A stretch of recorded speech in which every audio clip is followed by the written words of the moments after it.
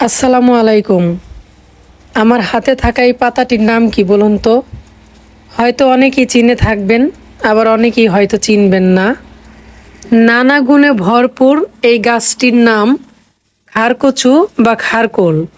আবার অনেকেই চিনে থাকবেন ঘেটকচু বা ঘেটকোল নামে। এই পাতা বিভিন্নভাবে খাওয়া যায়। বাড়ির আনাচে কানাচে অবহেলায় পড়ে থাকা এই ঔষধি গাছটি দিয়ে একটি মজার রেসিপি আজ আপনাদের সাথে শেয়ার করব। সেই সাথে জানাবো এর বিভিন্ন উপকারের কথা। আশা করি আমার সাথেই থাকবেন পুরো ভিডিও জুড়ে। ডাটা সহ পাতা ছোট টুকরো করে কেটে ধুয়ে সিদ্ধ করতে বসিয়ে দিয়েছি সামান্য লবণ এবং সামান্য পরিমাণ পানি দিয়ে। সেই সাথে দিয়ে দিয়েছি কিছু কাঁচামরিচ। আর এই দিকে 1 চা চামচ পরিমাণ কালো জিরা বেটে নিচ্ছি।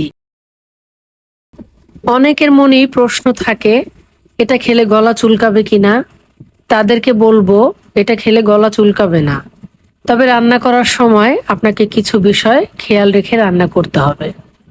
এর জন্য আপনারা আমার এই রেসিপিটি ফলো করতে পারেন। কালো জিরা বাটা হয়ে গেলে ওই পাটাতেই 1 কাপ পরিমাণ রসুন আধা বাটা বা থেতো করে নিব। একটি প্যানে 1/2 কাপ পরিমাণ তেল দিয়ে তাতে দিয়ে দিব 1/2 কাপ পরিমাণ পেঁয়াজ কুচি।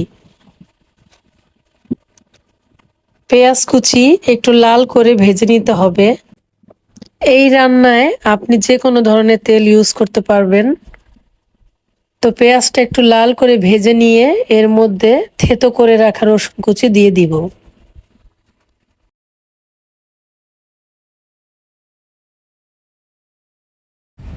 রসুন কুচি কিছুক্ষণ ভেজে নিয়ে এর সাথে স্বাদ মতো লবণ অ্যাড করে দিব। অন্যদিকে সিদ্ধ করে নেওয়া খারকোল পাতা ব্লেন্ড করে নিয়েছি, এখন এটাকে কড়াইতে দিয়ে দিচ্ছি। এই খারকচু রান্নায় রসুনের পরিমাণটা বাড়িয়ে দিতে হয়। তাছাড়া এটা দিয়ে ঝোল কোনো রেসিপি না করাই ভালো, আর করলেও তাতে একটু লেবুর রস যোগ করে দিলে অনেক ভালো হয়। তো সব কিছুকে একত্রে ভালোভাবে নাড়াচাড়া করে ভেজে নিচ্ছি। সামান্য হলুদ অ্যাড করে দিচ্ছি। হলুদ কিন্তু পেটের বিভিন্ন রোগের জন্য অনেক উপকারী। দিয়েছি 1/2 চা চামচের মতো মরিচের গুঁড়া। একটু নাড়াচাড়া করেই দিয়ে দিয়েছি কালো জিরা বাটা, আর দিয়েছি 2টি করে এলাচ এবং দারুচিনি। এবার এটাকে অনবরত নাড়াচাড়া করে ভাজতে হবে। দেখুন আমি কিভাবে ঘুরিয়ে ঘুরিয়ে নাড়াচাড়া করে ভেজে নিচ্ছি। তো এই পর্যায়ে দিয়ে দিচ্ছি ভাজা জিরার গুঁড়া 1/2 চা চামচ। এইভাবে ভাজতে ভাজতে দেখা যাবে এর মধ্যে আর কোনো পানি অবশিষ্ট নেই। তখনই বুঝতে হবে রান্নাটি হয়ে গেছে।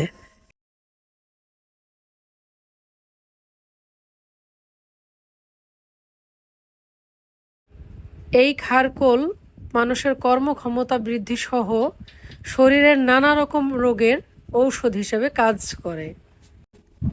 আমি আজ খুব সহজভাবে হাতের নাগালে থাকা কিছু উপকরণ দিয়ে একটি সহজ ভর্তার রেসিপি করে দেখালাম। আপনারা চাইলে এই ভর্তাটি ইলিশ মাছের মাথা দিয়ে করে খেতে পারেন। তাছাড়াও এই খারকচু আপনারা নানাভাবে রান্না করে খেতে পারেন। তো এই ভর্তাটি হয়ে গেছে, দেখেন এর মধ্যে আর কোনো পানি অবশিষ্ট নেই।